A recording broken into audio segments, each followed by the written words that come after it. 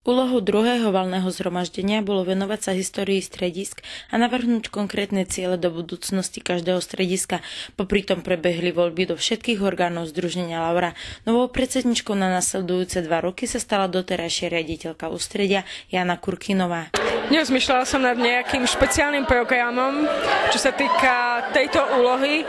Zdá sa mi, že budeme pokračovať naďalej v tej línii, ktorá bola začatá, a to vlastne bolo také zameranie sa na živé stredisko. Voľby priniesli zmenu aj v predsedníctve a kontrolnej komisii združenia.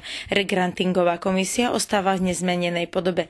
Riaditeľkou ústredia sa stala Zuzana Šmotláková a do staronovej funkcie podpredsedničky združenia zvolilo predsedníctvo Viktóriu Kolčákovú. Tým, že som bola v predsedníctve, pohľad do tých stredísk som mala v podstate už za posledné 2 roky. Tak možno aj tak ďalej pokračovať v tom, čo som aj začala. Byť pomocná predovšetkým strediskám, komunikovať s nimi.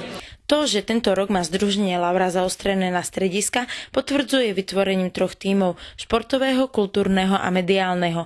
Ich členovia majú zmapovať situáciu v strediskách a navrhnúť, akým spôsobom sa má daná oblasť rozvíjať v nasledujúcich rokoch. Z Cerchovej pre Salesiansky magazín Marcela Kršková.